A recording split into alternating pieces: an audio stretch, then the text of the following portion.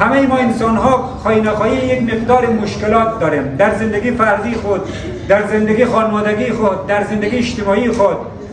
خواهی نخواهی یک مقدار مشکلات داریم. این مشکلات را با طرح سوالها، با یک سلسله کارهای جدید ما انجام میدیم. یادتان هست یک فرمولی برای شما هدیه کرده بودم. کار جدید مساوی به نتیجه جدید، نتیجه جدید مساوی به تغییر، تغییر مساوی به موفقیت و خوشحالی و رضایت آدم ها. میخواید در زندگی خود راضی باشین، خوشحال باشین، موفق و پیروز باشین، پس کار جدید انجام بدین، پس تغییر کنین. شما آمدین برای تغییر اینجا. شما نیامدین که چیزای گذشته را تکرار کنین، های مکان بچسبین رو. آمدین برای تغییر. پس تغییر بدون سوال ایجاد نمیشه، با وجود نمیاد.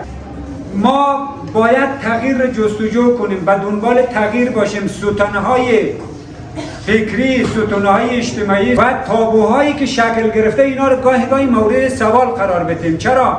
برای اینکه سوالها وقتی ایجاد نشود قطعاً ما و شما نه تغییر خواهد کردیم و نه رشد در کار خواهد بود.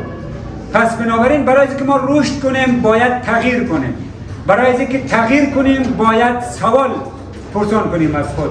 هیچ تغییری، هیچ رشدی بدون سوال خلق نمیشه. باید سوال به وجود بیاد. سوال باعث شکوفایی و رشد ما میشه. ما اول از لحاظ روانی و روحی باید رشد کنیم، به فرد رشد یافته تبدیل شویم. بعد ما میتونیم خود را تغییر بدیم، بعد خانواده و بعد جامعه را میتونیم تغییر بدیم. انسان‌هایی که افرادی که توانایی دگرگونی ذهن خود را نداشته باشه، پس بنابراین جامعه را نمیتونه تغییر بده.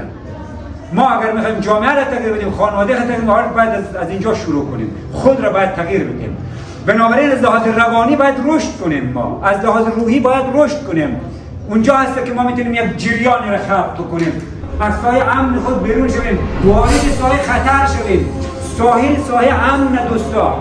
اونجایی که ما تغییری در کار نیست و تغییر زمانی شروع میشه که شما از ساحه امن خود، از کامفورت زون و از همین ساحل امن خود پا را فراتر مگذارین، مورین به دل اقیانوس، به دل آب مورین، به دل دریا مورین.